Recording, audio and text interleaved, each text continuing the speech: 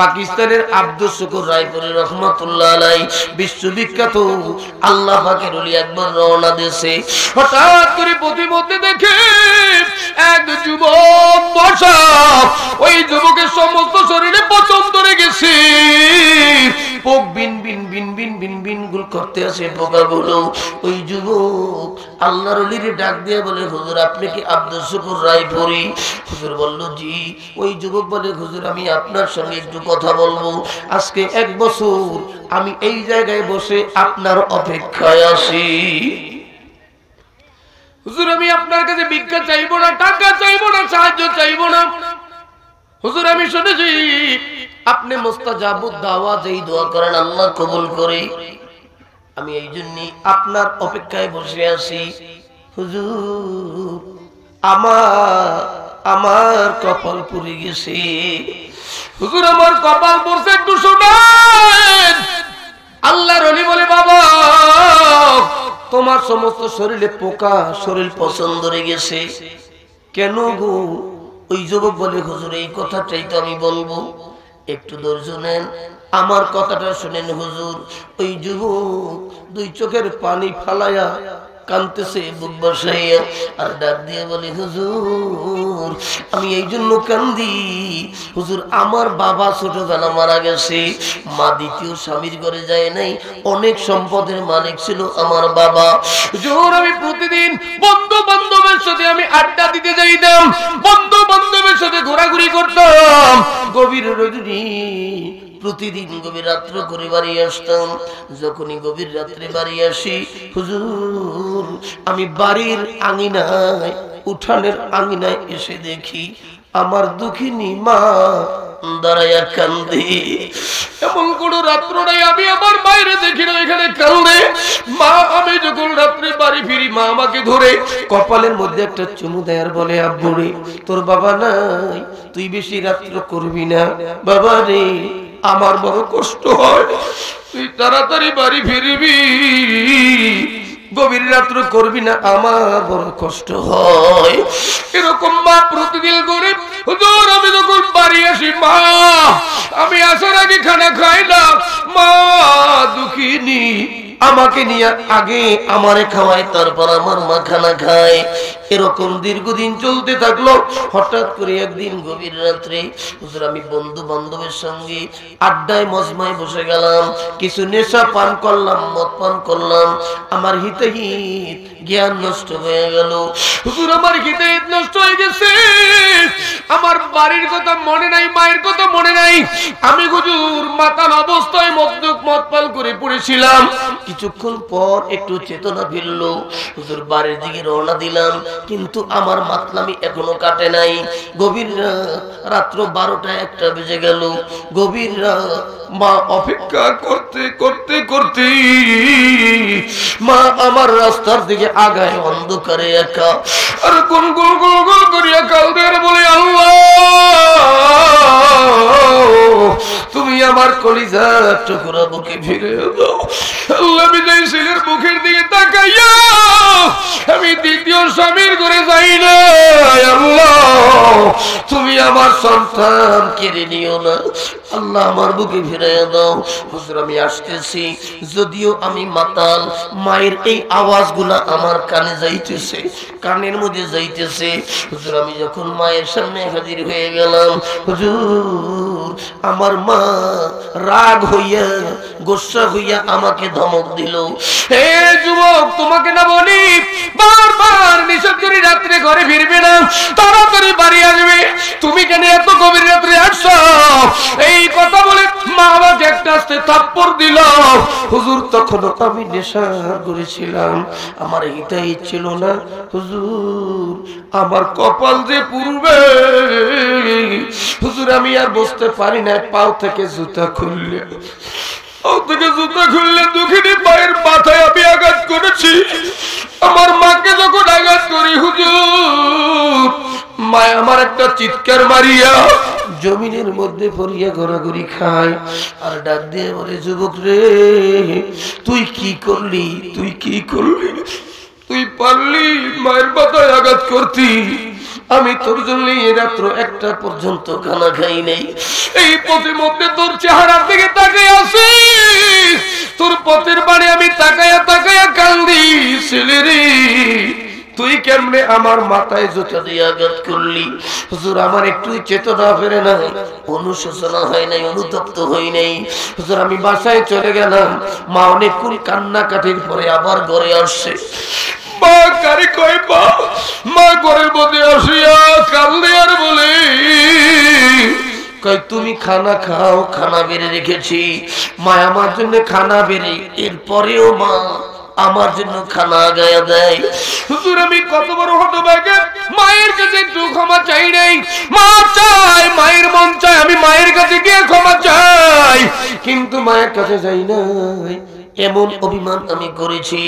3 দিন পর মা 2 চোখের পানি ফেলাইয়া মা মনের কষ্টে একটা বুলেটের গুলি ছেড়ে দিল। মায়ের ডাক দিয়ে বলে আল্লাহ আল্লাহ, যেই ছেলে আমার হাত দিয়ে মারলো আল্লাহ তুমি ওর হাতের মধ্যে পোকা লাগাইয়া দিও। হুজুর মার বরদুয়া, বুলেটের গুলির আগে সে হাতে লেগে গেল। হুজুর ওই রাত্রে আমার হাতের মধ্যে গুড়ি গুড়ি গুড়ি গুড়ি ঠসকা পড়ে গেল। এত যন্ত্রণা, হাতের মধ্যে বিড়বিড় বিড়বিড় করতেছে। হুজুর পাকিস্তানের অনেক বড় বড় চর্ম বিশেষজ্ঞ ডাক্তারের কাছে গেলাম, ক্রমান্বয়ে এই রোগটা সমস্ত শরীরের মধ্যে ছড়ায়া পড়লো। হুজুর কোনো ক্রমই ভালো হয় না। পাকিস্তানের স্পেশালিস্ট বড় বড় FCPS ডাক্তার দেখাই, পাকিস্তানে বাবার জমিগুলা বিক্রি করে ডাক্তার দেখাইতে আসি। হুজুর এই শরীরের মধ্যে এমন পোকা আমার কামড় দেয়, কলিজা পর্যন্ত সরকার হইয়া যায়। হুজুর আমি সহ্য করতে পারি না, সারা রাত চিল্লাই ঘুমাইতে পারি না। হুজুর এরপরে জমি জমা বিক্রি করলাম। পাকিস্তানের ডাক্তাররা পরামর্শ দিল, যাও তুমি লন্ডনে চলে যাও, ভালো ডাক্তার দেখাও, এই পাকিস্তানে তোমার কোনো চিকিৎসা হবে না। হুজুর আমি বাবার জমি জমা বিক্রি করে আমি লন্ডনের উদ্দেশ্যে পাড়ি জমাইলাম। ওই লন্ডনে 3 মাস পর্যন্ত ছিলাম।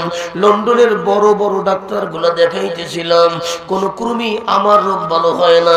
আস্তে আস্তে রোগ বাড়ে, অত্যন্ত শরীরের মধ্যে এত কষ্ট যন্ত্রণা, মাংসগুলো খসে খসে পড়া শুরু হয়ে গেছে। একদিন লন্ডনের বড় বড় ডাক্তারেরা বোর্ড বসে গেল।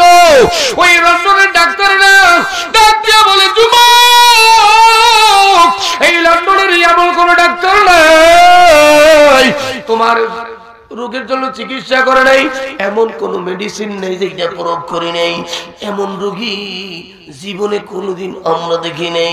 তোমার শরীরের মধ্যে কেন গো কোনো মেডিসিন কাজ করে না? এত বড় বড় ডাক্তার, কোন ডাক্তারে কাজ হয় না। এক ইহুদি ডাক্তার ডাক দেয়া বলে, যুবক রে তোর উপরে কোনো অভিশাপ নিহিত আছে, তোর উপরে কোনো অভিশাপ আছে, কেন ঔষধে ধরে না আরোগ্য লাভ করো না? ওই যুবকের বসতে আর বাকি না। যুবক 2 চোখের পানি ফেলায় কান্দে আর ডাক দিয়ে বলে, ডাক্তার আমার উপর পৃথিবীর সবচেয়ে বড় অভিশাপ আছে। আমি আমার মায়ের আঘাত করেছি, মায় আমারে বদদুয়া দিয়েছে। ডাক্তার 2 চোখের পানি ছাড়িয়া বলে, একটা ইহুদি ডাক্তার ডাক দিয়া বলে, যুবক তাড়াতাড়ি তুই বিমানে ওঠ, টিকিট কাট, তোর মায়ের কাছে গিয়া ক্ষমা চানাছে, তোর উপায় নাই। ওই খেজুরটা মালিকের পাত্র থেকে নামায় পড়েছে। আমি হজে যখন গেলাম দেখলাম বহু হাজি, কেন যে মক্কা মদিনায় গেছে আমার বুঝিয়ে না। খেজুরের দোকানে যাইয়া পাইকারি দরে খালি মই দিতে আসে, নিজের চোখে দেখা, পাইকারি দরে মুখে দা। হ্যাঁ যদি দোকানদারের অনুমতি থাকে টেস্ট করা সেটা ভিন্ন কথা, ঠিক না? অনুমতি ছাড়া খেজুর খেলেন, হজ করে আসলেন, কাবা ঘরে চুমো দিয়েছে, বেহেশত ও সাদ্দাতের ডাক, আল্লাহর নাম, কষ্ট হয়। এই যুবক বন্ধুরা আমার, তোমাদের অভ্যাস কিন্তু এইটা বেশি। চরমনের লাইভে আমি মাঝে মাঝে বলে আল্লাহর কসম করে বলতে পারি রে, আমাদের শরীরের মধ্যে কোনো হারাম নাই।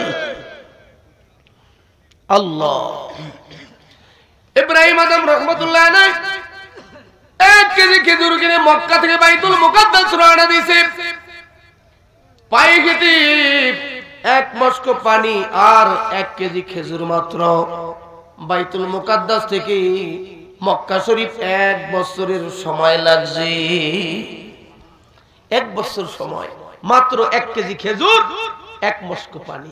তখন চামড়ার মস্ক ছিল, পাত্র ছিল, মস্ক বলা হতো। এই 1 বছরে 1 কেজি খেজুর খেয়েছে।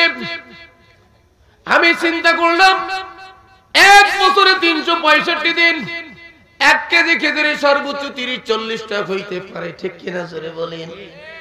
365 দিনে 1 কেজি খেজুর খেয়েছে। 2 দিন 3 দিন 1 সপ্তাহ পর একটা খেজুর বাগে পাইছে। এত বড় আবেদ, এত বড় আলেম, এত বড় আল্লাহর ওলি ইব্রাহিম আদম রাহমাতুল্লাহ আলাইহি যেই দিন বাইতুল মাকদাস গিয়ে হাজির হয়ে গেল, গভীর রজনী দীর্ঘ 1 বছর সফর করে বাইতুল মুকাদ্দাস গিয়ে হাজির হয়ে গেল। বাইতুল মুকাদ্দাস যাইয়া ওই বাইতুল মুকাদ্দাসের মধ্যে ইশার নামাজ পড়ে একটু বিশ্রাম করতে আসে, বিশ্রাম করলো। এই বিশ্রামের মধ্যে একটু তন্দ্রা এসে গেল, ঘুম পড়ে গেল। এই ঘুমের মধ্যে স্বপ্নে দেখে একজন ফেরেশতা মাথার দ্বারে আর একজন ফেরেশতা পায়ের কাছে হাজির। মাথার কাছের ফেরেশতা পায়ের কাছের ফেরেশতারে জিজ্ঞাসা করে, মান হাজার রাজুল, এই ব্যক্তি কে? কয় উনি হলেন এই পৃথিবীর প্রথম শ্রেণীর আউলিয়াদের একজন। সুবহানাল্লাহ, আস্তে কোন সুবহানাল্লাহর সাথে কোনো দুশমনি নাই তো? আছে? দোয়াই ইউনুসের সাথে না হয় একটা দলের দুশমনি আছে, বুঝেন নাই? বর্তমানে যারা ফেসিবাদী পালায়া গেছে তারা বিপদে পড়ছে, দোয়া ইউনুস পড়তে পারে না। তত্ত্বাবধায়কের প্রধানের নাম হলো ইউনুস। কথা বুঝেন নাই? আমাগো খালাম্মা হাসিনা বুয়ায় কারো খালাম্মা কারো আম্মা, উনি দোয়া ইউনুস পড়তে পারে না, কারণ তত্ত্বাবধায়কের প্রধান হলো ডাক্তার ইউনুস। কথা কয় না? জোরে বলেন, ঠিক নেই? বাড়া ভালো কিন্তু বেশি বাড়া ভালো না। আয়োজন সারা বাংলা, আপনারা তো ফেসবুকে দেখছেন, অনেক কষ্ট করে কিন্তু একটা আয়োজন করতে হয়, তাই না? বিভিন্ন লোকের মন জোগাইয়া টাকা কালেকশন করতে হয়। আওয়ামী লীগ, বিএনপি, জাতীয় পার্টি, জামাত, 12 দল, 14 দল, বাসদ, জাসদ, বান্ডারি, গ্যান্ডারি, কি ঠিক না? সবাইদেরই যাওয়া লাগে মাহফিল উঠেই চলে। এই মাহফিলে ওই নেতারা আসে মাঝে মাঝে, এই 2 মিনিট বক্তব্য দিয়া সাইকুম কেরম দেন না, সাইকুম পরিবেশ তো নষ্ট করেই, আবার অনেক বক্তার সামনে দিয়ে মাইক টাইম নিয়ে গেছে। নাই নাই নাই নাই কেরানি গল্প আমার সামনে দিয়ে এটা নিয়ে নেওয়া দরকার। আমি তো আবার তেরা কম না, 57টা জেলার ডাল খেয়েছি। নেতারে কইলাম এনে বসেন, আমার কে হুজুর একটু কোরআনের বাইরে কথা বলবেন না। আপনি কোরআন বোঝেন? শর্ত একটা, আমি কোরআন দিয়ে বয়ান করবো, মুনাজাতের আগে আপনিও লড়তে পারবেন না, ঠিক আছে না? আসলেই বসাই রেখেছি, মুনাজাতের আগে আর লড়তে পারে নাই। মুনাজাতের পর ধরিয়ে কান্নাকাটি করছে, হুজুর বুঝতে পারি নেই, কবুলের মালিক আল্লাহ, ঠিক না? আসলে এরা ওয়াজ শোনে না, এই জন্য ভেজাল। ঠিক মতো যদি শুরু থেকে শেষ ওয়াজগুলো শোনে, হইতে পারে আল্লাহ পরিবর্তন দিতে পারে। এরা ওয়াজ তো শোনে না, ওই 1 মিনিট 2 মিনিট আসে, এই সাইকুম, কি কথা বলেন? এই সাইকুমের দলকে আল্লাহ ধরছে, ইল্লা বাদশা রব্বিকাল শাদীদ। আল্লাহকে ফেরাউন, নমরুদ, হামান, সাদ্দাত, কারুনের ধরছি। যে যত বড় শয়তান, যে যত বড় জালিম, ওরে ধরছি একেবারে ছোট জিনিস দিয়া। কথা কয় না? নমরুদ দ্বারে ধরছে ল্যাংড়া মশা দিয়া, ফেরাউন দ্বারে মারছে চুবইয়া পানিতে। কথা বলেন? আর আবু জাহেলের মারতে ওমর রাদিয়াল্লাহু তাআলা আনহু লাগে নাই, হযরতে আবু বকর লাগে নাই। আবু জাহেলের মারছে ছোট্ট দুইটা বালক মাছ এবং মুআব্বাস জোরে কোন। এইবার ওই পেশিবাদীরে ধরতে বড় বড় কোনো ইস্যু লাগে নাই, ছোট্ট ছোট্ট আবাবিল পাখিরা ময়দানের মধ্যে ছাত্ররা এই জালিমকে ধরছে। বাজান রাগ করবেন না, আপনি যে দল করেন না কেন বন্ধুরে, উলামায়ে কেরামের উপর যে অত্যাচার নির্যাতন জুলুম করছে আয়নাগর আমার জীবনে আমি কোনোদিন শুনি নাই। এই বছর শুনলাম আয়নাগর আছে। হায় হায়, মানুষ মানুষ কিরকম কষ্ট দেয়। কোন মানুষকে আমরা কোন কষ্ট দেব?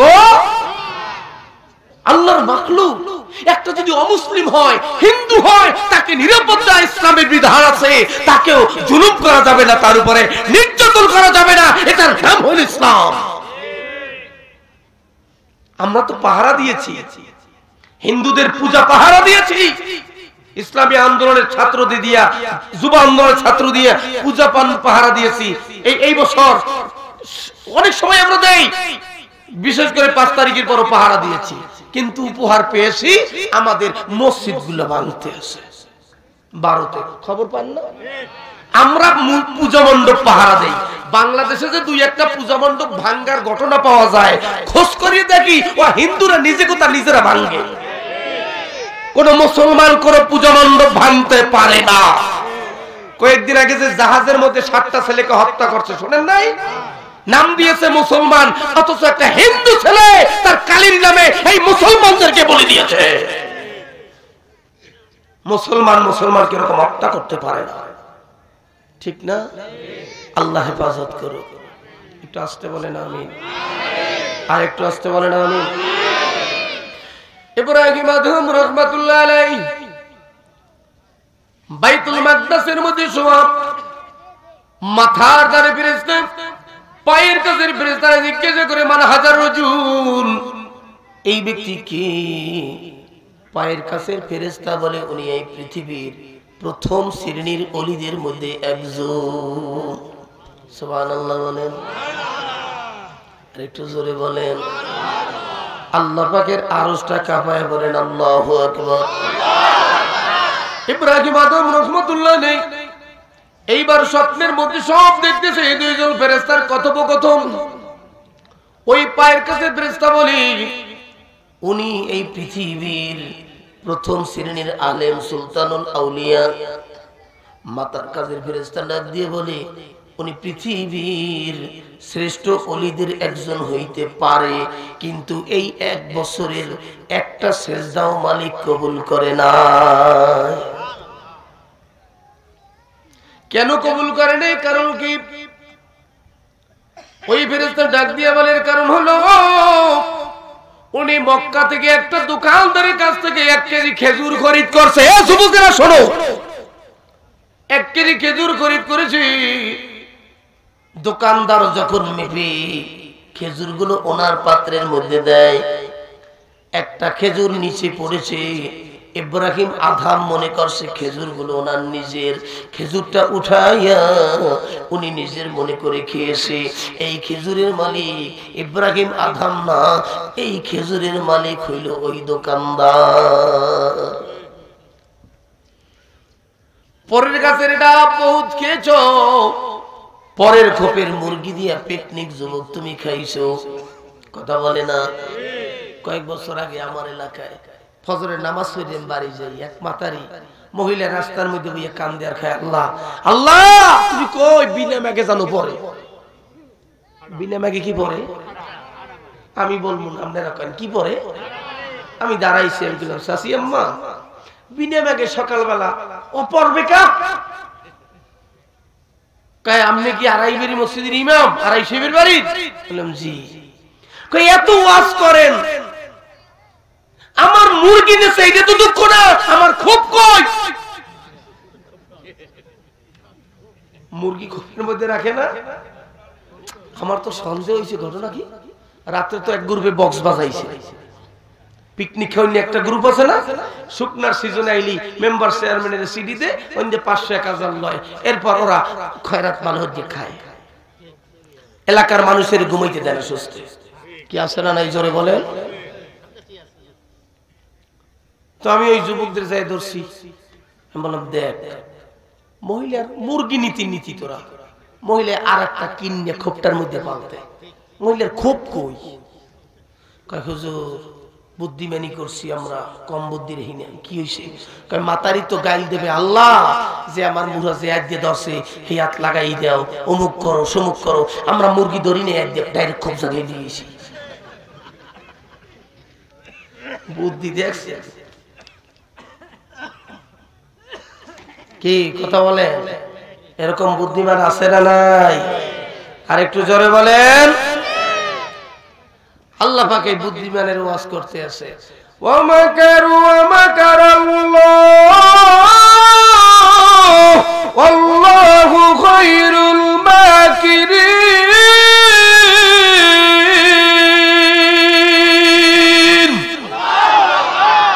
যত বুদ্ধিগিরি করো কোনো বুদ্ধি চলবে না, কোনো বুদ্ধি চলবে। ফেরাউন নমরুদ হামান সাদ্দাত কারণ বহুত বুদ্ধি চলছে কিন্তু টিকতে পারে নাই। ঠিক কিনা জোরে বলেন। ওই ইব্রাহিম আদম রাহমাতুল্লাহ আলাইহি এইবার ঘুম থেকে কান্নাকাটি শুরু করেছে। কি সর্বনাশ হয়ে গেল রে, আমি যদি ওই মালিকের কাছ থেকে দাবি না ছাড়াইতে পারি, আমি আমার মাওলার জাহান্নাম ছাড়া উপায় নাই, কোনো ইবাদত কবুল হবে না। এই চিন্তা করিয়া ইব্রাহিম আদম রাহমাতুল্লাহ আলাইহি ঘুম থেকে দুই চোখের পানি ফেলে কাঁদে, চোখের পানি ফেলাইয়া কাঁদতেছে আর বলে মালিক আমি তোমার প্রেমে পড়ে বাদশাহী ছেড়ে দিয়েছি, আল্লাহ আমি রাজত্ব ছেড়ে দিয়েছি, আমি দুনিয়ার মোহ চাই না, দুনিয়ার মোহে পড়ি নেই, আল্লাহ তোমার পাগল হয়েছি। দয়ার মালিক আল্লাহ তোমার কাছে জীবনে দুনিয়ার কোন সম্পদ চাই না, আজকে আমি একটা জিনিস চাই, আল্লাহ যতক্ষণ পর্যন্ত আমি এই খেজুরের দাবি ছাড়াইতে না পারবো ততক্ষণ পর্যন্ত আল্লাহ তোমার হায়াত, তুমি আমার হায়াত বাড়ায়া দাও। এইবার ইব্রাহিম আদম চিন্তা করে আমার কাছে কোনো টাকা নাই, আমার কাছে কোনো খেজুর নাই, পানি নাই, খাবার শেষ, পানি শেষ, গাড়ির কোনো ব্যবস্থা নাই। এই 1 বছরের পর বাইতুল মাকদাস থেকে বাইতুল্লাহ পর্যন্ত আমি কেমনে যাব? এইবার চিন্তা করি আল্লাহর বান্দা নিজেকে নিজে বুঝায় রে মন, আল্লাহ পাক তো দেখে তোমার দিলের অবস্থা আল্লাহ জানে। এই মাওলার ভয় জাহান্নামের ভয় দাবি ছাড়াইবার জন্য যদি রওনা দাও আর পথে মধ্যে যদি তোমার ইন্তেকাল হয়, আমার আল্লাহ হইতে পারে তোমার চেষ্টার জন্য মাফ করতে পারে, কারণ তুমি তো দাবি ছাড়াবার জন্য রওনা দিয়েছো। এই চিন্তা ভাবনা করে ইব্রাহিম আদম দুই চোখের পানিগুলা টলটল করে পড়ে আল্লাহর বান্দা সকালবেলা দৌড় শুরু করলো। 1 বছরের পর আল্লাহর বান্দা দৌড়াইতে 6 মাস একটানা দৌড়াইছে। ওরে কিতাবের মধ্যে লেখি এই 6 মাসে ইব্রাহিম আদম রাহমাতুল্লাহ আলাইহি রাতে ঘুমায় না। একটানা 6 মাস পর্যন্ত দৌড়াইছে, দুই চোখের পানি ফেলে কাঁদে। 1 বছরের পর 6 মাসে অতিক্রম করে মক্কায় হাজির হয়ে গেল। ওই দোকানদারের কাছে চলে গেল, গিয়া দেখে দোকানদারকে দেখে না একটা যুবক ওই দোকানে বসা। ওই যুবককে জিজ্ঞাসা করে বাবারে আজ থেকে 1.5 বছর আগে এই জায়গায় এক মুরব্বী ছিল, সে কোথায়? ওই যুবক বলে হুজুর ওই লোক আমার বাবা, উনি মারা গেছে, দুনিয়া থেকে বিদায় হয়ে গেছে রে, উনি দুনিয়ায় বেঁচে নাই। ইব্রাহিম আদম দুই চোখের পানি ফেলায়া কান্দে আর ডাক দিয়ে বলে যুবক আজ থেকে 1.5 বছর আগে আমি তোমার বাবার কাছ থেকে 1 কেজি খেজুর কিনেছি। তোমার বাবার কাছ থেকে যখন আমি খেজুর কিনি একটা খেজুর আমি নিচে পড়ে পেয়েছি, আমি মনে করেছি খেজুরটা আমার, ওই খেজুরটা আমার ছিল না, খেজুরের মালিক ছিল তোমার বাবা। ও যুবক ওই খেজুরটার দাবি আল্লাহর হস্তে তুমি মাফ করে দাও। ওই যুবক ডাক দিয়ে বলে বলকের বাদশা ওই খেজুরের মালিক আমি একা না, আমার বাবার ইন্তেকালের পর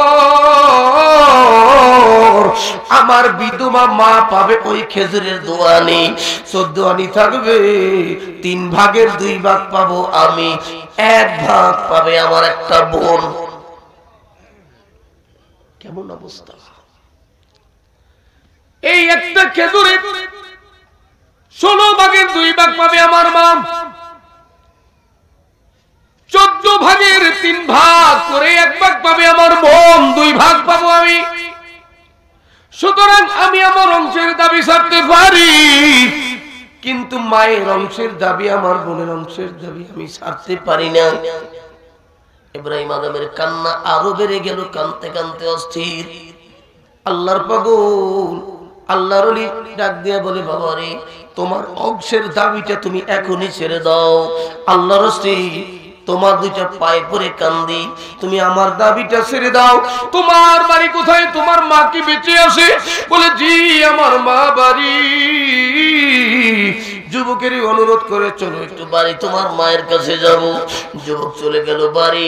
ইব্রাহিম আদম ঘরের দরজায় পড়ে কাঁদতে, চোখের পানি ভালাইয়া।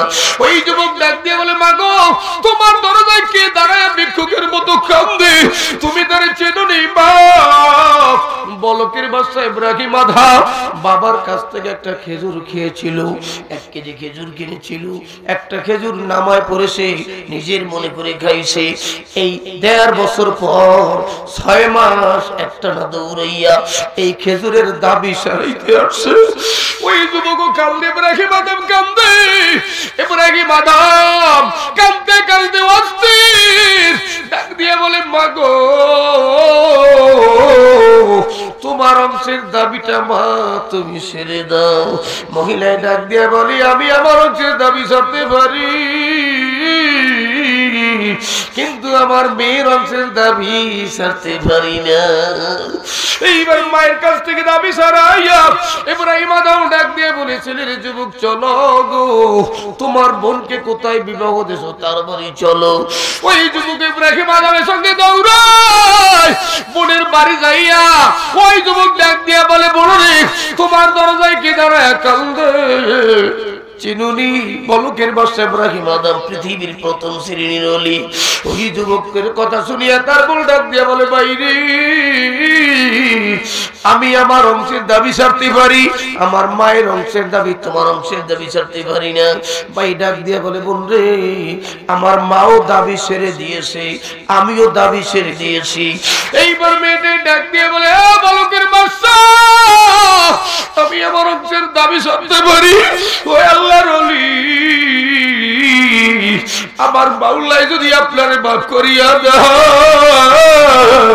কিয়ামতের ময়দানে আমারে ভালাইয়া জান্নাতে যাইবেন না। এইবার বোন দাবি ছেড়ে দিল।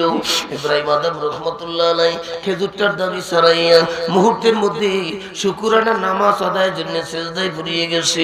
মালিকের কুদরতি কদমের মধ্যে সেজদায় পড়িয়া চোখের পানি ফেলায় কান্দে। ইব্রাহিম আদম ডানে বামে সালাম ফিরাইয়া ডাক দিয়া বলে, দুনিয়ার মানুষ, আমি এই 1.5 বছরে যত ইবাদত করছি কোনো মজা পাই না। আজকে একটা সেজদার মধ্যে যেই শান্তি, যেই মজা, ওরে আমার আল্লাহ এবারে দিছে রে, আমি 1.5 বছরে কোন ইবাদতে এই রকম মজা পাই না। এই জন্য বলিয়া যাই, যুবক, তোমাদের পায়ে ধরিয়ে বলি, কার সম্পদ নষ্ট করেছো, কার খপের মুরগি এনে খেয়েছো, কার গাছের ডাব নারিকেল খেয়েছো, ভাই তোমার পায়ে ধরিয়ে আজকে যাও, ভাই যাও, তার কাছে যাও, যায় তার কাছে ক্ষমা চাও, তার কাছে মাপ চাও। এই দুনিয়ায় তুমি যদি মাপ চাইতে পারো, তোমারে মাপ করবে। কঠিন মুসিবতের দিন কিয়ামতের ময়দানে আপন ভাই ভাইয়ের দাবি ছাড়বে না। কি দিয়ে মাওলার কবরে রওনা দেশরে যুবক, মনে করছো মনে হয় 1 বছর, 2 বছর, 5 বছর বাঁচবা, 50 বছর বাঁচবা না। না না, কত যুবক মায়ের বুক খালি করে বড় ভাইয়ের সামনে ছোট ভাইটা বিদায় হয়। এই এলাকায় কত অল্প বয়সী যুবক বড় ভাইয়ের সামনে বিদায় হয়ে গেছে। আজকে আমার নলছিটির মধ্যে, নলছিটি মল্লিকপুর, একটা বাচ্চা ছেলে অল্প বয়স 14-15 বছর ছেলেটা বাবার সামনে মায়ের সামনে দুনিয়া থেকে বিদায় হয়ে গেছে। যুবক ভাই, জন্মের সিরিয়াল আছে, মৌতের কোনো সিরিয়াল নাই। বাঙালিরা দোয়া করবো, গভীর রাত আপনাদের কষ্ট দিব না, তবে সর্বশেষ একটা বয়ান করে যাই। যুবক, অনেক জায়গায় অনেক কথা আমার কানে আসে, অনেক নালিশ আমাদের কাছে করে। অনেক যুবক মদের টাকার জন্য, ইয়াবার টাকার জন্য, গাঁজার টাকার জন্য মায়ের গায়ে হাত দেয়, বাবার গায়ে হাত দেয়। আমার এক আত্মীয়, আমার ওয়াইফের কাছে আমি শুনছি, আমার এক আত্মীয়, একই মায়ের একটা ছেলে একটা মেয়ে, ছেলেটা এমন নেশাখোর হয়ে গেছে, মাকে এমন মারধর করে, মা ঘরে টেকতে পারে না। মায়ের সমস্ত থালা বাসনগুলো বিক্রি করে দিয়েছে, হাড়ি পাতিলগুলো বিক্রি করে দিয়েছে, মায়ের সব গ্যাসের চুলা পর্যন্ত বিক্রি করে দিয়েছে। নেশার টাকার জন্য সেদিনকার মাকে এই পায়ের মধ্যে এমন পিটাইছে, মা পাও দিয়ে হাঁটতে পারে না। যুবক ভাই, তোমার ভাই ধরছি, তোমার পায়ে ধরছি, খবরদার মায়ের কষ্ট দিও না, বাবারে কষ্ট দিও না রে যুবক। হে যুবক, বুলেটের গুলি মিস হইতে পারে, কামানের গুলি মিস হইতে পারে, মা পাগলি আর বাবা যদি একটা বুলেটের গুলি ছেড়ে দেয়, ওরে কামানের গুলি রাগি মায়ের চোখের পানি আল্লাহর আরশে পৌঁছে যায়। বাজার কেতাবের ভিতরে লেগে ছোট্ট একটা কথা বলি। পাকিস্তানের আব্দুল শুকুর রায়পুরি রহমাতুল্লাহ আলাইহি, বিশ্ববিখ্যাত আল্লাহ পাকের ওলি, একবার রওনা দিয়েছে। হঠাৎ করে প্রতিমধ্যে দেখে এক যুবক বসা, ওই যুবকের সমস্ত শরীরে পচন ধরে গেছে, পোক বিন বিন বিন বিন বিন বিন গুল করতে আছে পোকাগুলো। ওই যুবক আল্লাহর ওলিরে ডাক দিয়ে বলে, হুজুর আপনি কি আব্দুল শুকুর রায়পুরি? হুজুর বলল জি। ওই যুবক বলে, হুজুর আমি আপনার সঙ্গে একটু কথা বলবো। আজকে 1 বছর আমি এই জায়গায় বসে আপনার অপেক্ষায় আছি। হুজুর আমি আপনার কাছে ভিক্ষা চাইবো না, টাকা চাইবো না, সাহায্য চাইবো না। হুজুর আমি শুনেছি আপনি মুস্তাজাবুদ দাওয়া, যেই দোয়া করেন আল্লাহ কবুল করে, আমি এই জন্যই আপনার অপেক্ষায় বসে আছি। হুজুর আমার কপাল পুড়ে গেছে। হুজুর আমার কপাল পড়ছে, একটু শোনেন। আল্লাহর ওলি বলে, বাবা তোমার সমস্ত শরীরে পোকা, শরীর পছন্দ ধরে গেছে। কেন গো? ওই যুবক বলে, হুজুর এই কথাটাই তো আমি বলবো, একটু ধৈর্য নেন, আমার কথাটা শুনেন হুজুর। ওই যুবক 2 চোখের পানি ফালায়া কাঁদতেছে, বুক বসাইয়া, আর ডাক দিয়ে বলে, হুজুর আমি এই জন্য কান্দি, হুজুর আমার বাবা ছোটবেলা মারা গেছে, মা দ্বিতীয় স্বামীর ঘরে যায় নাই, অনেক সম্পদের মালিক ছিল আমার বাবা। হুজুর আমি প্রতিদিন বন্ধু বান্ধবের সাথে আমি আড্ডা দিতে যাইতাম, বন্ধু বান্ধবের সাথে ঘোরাঘুরি করতাম, গভীর রজনী প্রতিদিন গভীর রাত্র করে বাড়ি আসতাম। যখনই গভীর রাত্রে বাড়ি আসি, হুজুর আমি বাড়ির আঙিনায়, উঠানের আঙিনায় এসে দেখি আমার দুঃখিনী মা দাঁড়াইয়া কান্দে। এমন কোন রাত্র নাই আমি আমার বাইরে দেখি না এখানে কান্দে মা। আমি যখন রাত্রে বাড়ি ফিরি, মা আমাকে ধরে কপালের মধ্যে একটা চুমু দেয় আর বলে, আব্বু রে তোর বাবা নাই, তুই বেশি রাত্র করবি না বাবা রে, আমার বড় কষ্ট হয়, তুই তাড়াতাড়ি বাড়ি ফিরবি, গভীর রাত্র করবি না, আমার বড় কষ্ট হয়। এরকম মা প্রতিদিন করে। হুজুর আমি যখন বাড়ি আসি, মা আমি আসার আগে খানা খাই না, মা দুঃখিনী আমাকে নিয়ে আগে আমারে খাওয়ায়, তারপর আমার মা খানা খায়। এরকম দীর্ঘদিন চলতে থাকলো। হঠাৎ করে একদিন গভীর রাত্রে হুজুর আমি বন্ধু বান্ধবের সঙ্গে আড্ডায় মজমায় বসে গেলাম, কিছু নেশা পান করলাম, মদ পান করলাম, আমার হিতাহিত জ্ঞান নষ্ট হয়ে গেল। হুজুর আমার হিতাহিত নষ্ট হয়ে গেছে, আমার বাড়ির কথা মনে নাই, মায়ের কথা মনে নাই। আমি হুজুর মাতাল অবস্থায় মদ পান করে পড়েছিলাম। কিছুক্ষণ পর একটু চেতনা ফিরলো, হুজুর বাড়ির দিকে রওনা দিলাম। কিন্তু আমার মাতলামি এখনো কাটে নাই। গভীর রাত্র 12টা 1টা বেজে গেল। গভীর মা অপেক্ষা করতে করতে করতে মা আমার রাস্তার দিকে আগায় অন্ধকারে একা, আর গুল গুল গুল গুল করিয়া কাউদের বলে, আল্লাহ তুমি আমার কলিজার টুকরা বুকে ফিরে দাও। আল্লাহ বিজয় ছেলের মুখের দিকে তাকাইয়া আমি দ্বিতীয় স্বামীর ঘরে যাই না। আল্লাহ তুমি আমার সন্তান কেড়ে নিও না, আল্লাহ আমার বুকে ফিরে দাও। হুজুর আমি আসতেছি, যদিও আমি মাতাল, মায়ের এই আওয়াজগুলা আমার কানে যাইতেছে, কানের মধ্যে যাইতেছে। হুজুর আমি যখন মায়ের সামনে হাজির হয়ে গেলাম, হুজুর আমার মা রাগ হইয়া গোসা হইয়া আমাকে ধমক দিল, হে যুবক তোমাকে না বলি বারবার নিষেধ করি রাত্রে ঘরে ফিরবে না, তাড়াতাড়ি বাড়ি আসবে, তুমি কেন এত গভীর রাত্রে আসছো? এই কথা বলে মা আমাকে একটা আস্তে থাপ্পড় দিল। হুজুর তখন আমি নেশা করেছিলাম, আমার এটাই ছিল না হুজুর, আমার কপাল যে পূর্বে। হুজুর আমি আর বসতে পারি না, পাও থেকে জুতা খুললে দুঃখিনী পায়ের মাথায় আমি আঘাত করেছি। আমার মাকে যখন আঘাত করি হুজুর, মা আমার একটা চিৎকার মারিয়া জমিনের মধ্যে পড়িয়া ঘোরাঘুরি খায়, আর ডাক দিয়ে বলে, যুবক রে তুই কি করলি, তুই কি করলি, তুই পারলি মায়ের মাথায় আঘাত করতি? আমি তোর জন্য রাত্র 1টা পর্যন্ত খানা খাই নাই। এই পথের মধ্যে তোর চেহারার দিকে তাকাই আছি, তোর পথের বাড়ি আমি তাকায়া তাকায়া কান্দি। ছেলেরে তুই কেমনে আমার মাথায় জুতা দিয়ে আঘাত করলি?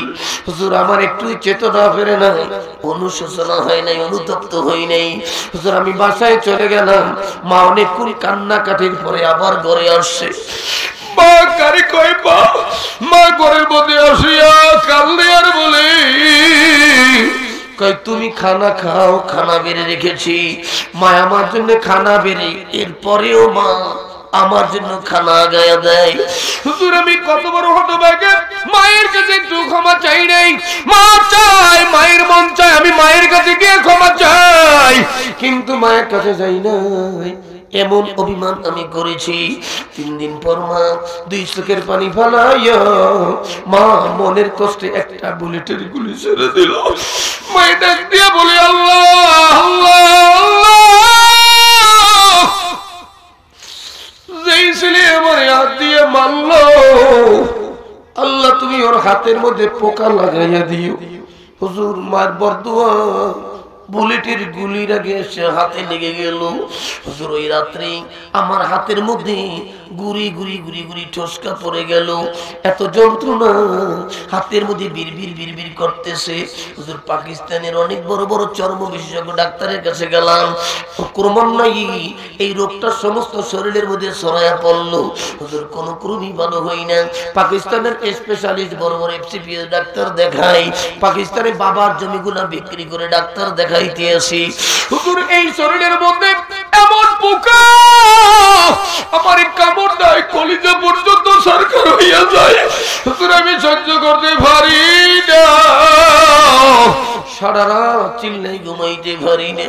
হুজুর এরপরে জমি জমা বিক্রি করলাম। পাকিস্তানের ডাক্তাররা পরামর্শ দিল, যাও তুমি লন্ডনে চলে যাও, ভালো ডাক্তার দেখাও, এই পাকিস্তানে তোমার কোনো চিকিৎসা হবে না। হুজুর আমি বাবার জমি জমা বিক্রি করে আমি লন্ডনের উদ্দেশ্যে পাড়ি জমাইলাম। ওই লন্ডনে 3 মাস পর্যন্ত ছিলাম, লন্ডনের বড় বড় ডাক্তার গুলা দেখাইতেছিলাম, কোন ক্রমই আমার রোগ ভালো হয় না। আস্তে আস্তে রোগ বাড়ে, অত্যন্ত শরীরের মধ্যে এত কষ্ট যন্ত্রণা, মাংসগুলো খসে খসে পড়া শুরু হয়ে গেছে। একদিন লন্ডনের বড় বড় ডাক্তারেরা বোর্ড বসে গেল, ওই লন্ডনের ডাক্তারেরা ডাক দিয়া বলে, যুবক এই লন্ডনের এমন কোন ডাক্তার নাই, তোমার রোগের জন্য কোনো চিকিৎসা করে নাই, এমন কোনো মেডিসিন নেই যেটা প্রয়োগ করি নাই, এমন রোগী জীবনে কোনোদিন আমরা দেখি নাই। তোমার শরীরের মধ্যে কেন গো কোনো মেডিসিন কাজ করে না? এত বড় বড় ডাক্তার, কোনো ডাক্তারে কাজ হয় না। এক ইহুদি ডাক্তার ডাক দেয়া বলে, যুবক করে তোর উপরে কোনো অভিশাপ নিহিত আছে? তোর উপরে কোনো অভিশাপ আছে? কেন ঔষধে ধরে না আরোগ্য লাভ করো না? ওই যুবকের বস্তি আর বাকি না। যুবক দুই চোখের পানি ফেলায় কান্দে আর ডাক দিয়ে বলে, ডাক্তার আমার উপর পৃথিবীর সবচেয়ে বড় অভিশাপ আছে। আমি আমার মায়ের আঘাত করেছি, মায় আমারে বদদুয়া দিয়েছে। ডাক্তার দুই চোখের পানি ছাড়িয়া বলে, একটা ইহুদি ডাক্তার ডাক দিয়া বলে, যুবক তাড়াতাড়ি তুই বিমানে ওঠ, টিকিট কাট, তোর মায়ের কাছে গিয়া ক্ষমা চানাছে তোর উপায় নাই। হুজুর আমি বিমানের টিকিট কাটিয়ে যখন এই পাকিস্তানি এয়ারপোর্ট নামলাম, গাড়ি নিয়ে বাড়ি আসলাম। হুজুর বাড়ি আসলাম মনের বড় আশা নিয়ে, যদি মাকে পাই মায়ের কাছে ক্ষমা চেয়ে নিব। হুজুর বাড়ির মধ্যে যখন ঢুকি দেখি আবার ঘরের মধ্যে তালা লাগানো। লোকজনের জিজ্ঞাসা করলাম আমার মাই কই? লোকজন বলে তোর ভাই কবরে চলে গেছে, তোর মায়ের দুনিয়ায় বেঁচে নাই। হুজুর আমার কপাল পড়ছে, মায়ের কাছে ক্ষমা চাইতে পারি না। হে যুবক ভাইরা, গভীরা তোমাদের ভয় ধরিয়া বলিয়া যায়, খবরদার মায়েরে কষ্ট দিও না, বাবারে কষ্ট দিও না। সুন্দরী বধূ পাইছো, মাকে গালি দাও, বাবাকে গালি দাও। এই কয়েকদিন আগে আমি নলসিটির খদুয়া দরবারে মাহফিল করিয়ে নামছি, আমার বাম পাশে ব্যথা শুরু হয়ে গেছে। ড্রাইভার ও চিন্তিত হয়ে গেছে। আমি নলসিটি মেডিকেলে ঢুকলাম, ব্যথায় সহ্য করতে পারি না, খালি চটপট করি। নলসিটি বাস স্ট্যান্ড এসে আমি লাফালাফি করতেছি। অ্যাম্বুলেন্সে বরিশাল মেডিকেল। রাত্র প্রায় 1টা-2টা বেজে গেল।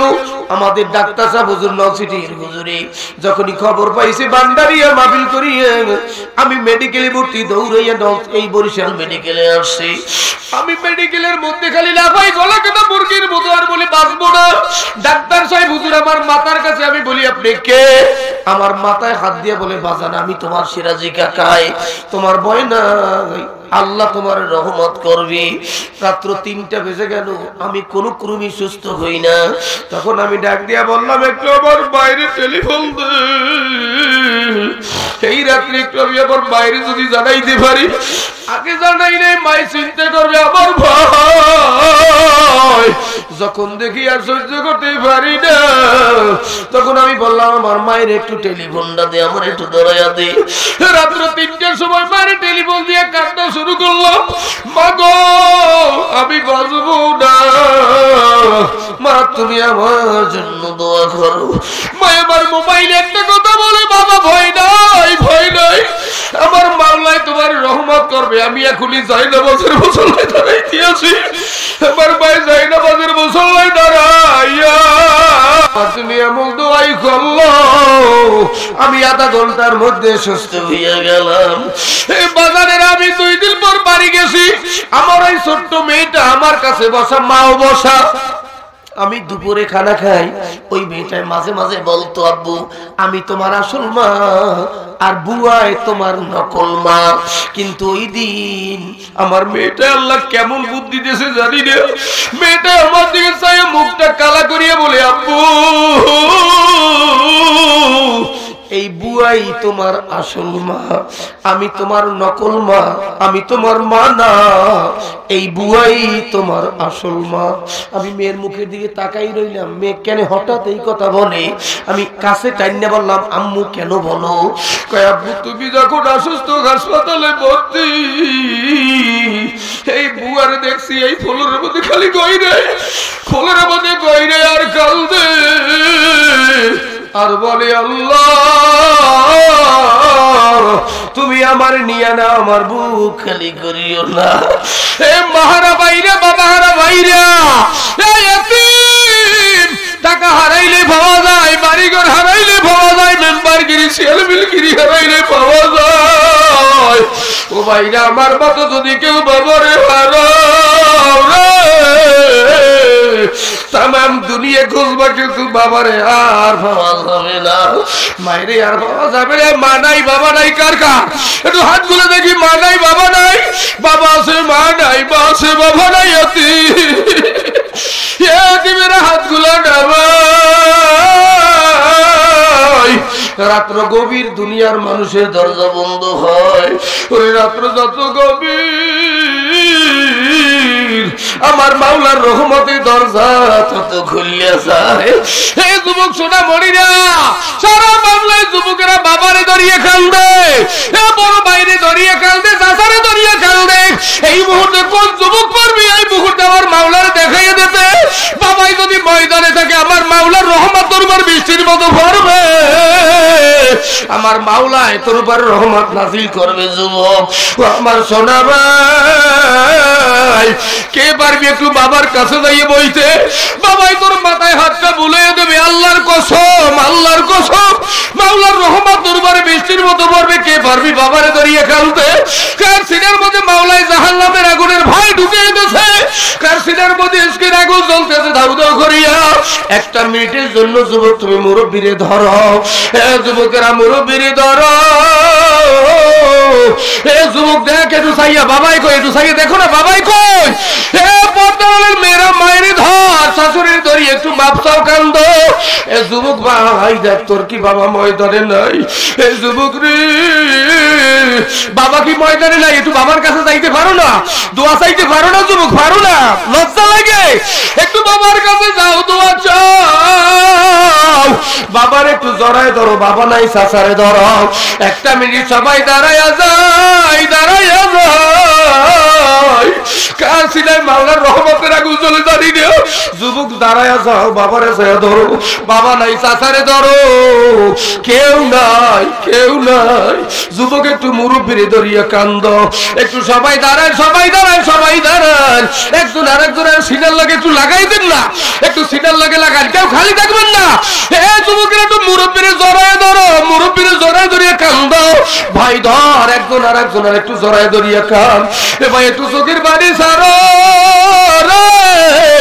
রাত্র গভীর আমার মাওলায় তাকাই রয়েছে আমার মাওলায় তাকাই রয়েছে যুবক একটু চোখের বাড়ি সারিয়া দে যুবক ভাই একটু চোখের বাড়ি সারিয়ে দাও কেউ খালি থাকো না সবাই ধরো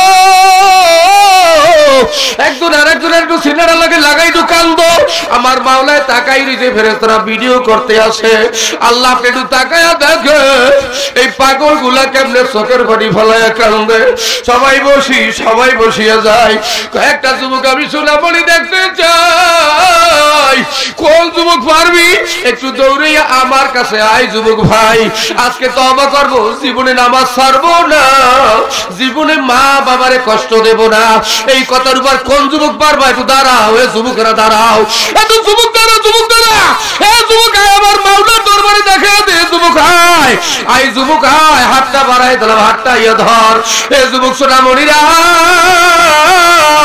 কে পারবি তওবা করতে জীবনের মায়ের কষ্ট দেব না জীবনের বাবারে কষ্ট দেব না কোন যুবক পারবা যুবকেরা একটু তওবা করতে কি মন চায় না মাওলার ভয় জাহান্নামের ভয় কি অন্তরে নাই যুবক সোনামণিরা করে মাওলাই কবুল করবে জানি না হায় যুবক ভাই সোনামণি রায় করে রাত্র গভীর আয় যুবক ভাই একটু তওবা কর একটু চোখের বাড়ি ছাড়িয়ে আমার মাওলারে ডাকো যুবক ভাই একটু কান্দো আমার মাওলায় চাইয়ে রয়েছে আমার মাওলায় তাকাই রয়েছে আমার মাওলার কুদরতি ক্যামেরা একটু ছবি উঠে ইতিহাসে করে রাত্র যত গভীর আমার মাওলার রহমতের দরজা তত খোলা আল্লাহ আপনি একটু তাকায় দেখেন এই পাগল গুলার দিকে ফেরেশতারা নূরের বোতল চোখের গোড়ায় ধরছে কার চোখ দিয়া মাওলার ভয় জাহান্নামের ভয়ে পানি বের হয় একটু ডাক দিয়ে কাল ধর বলো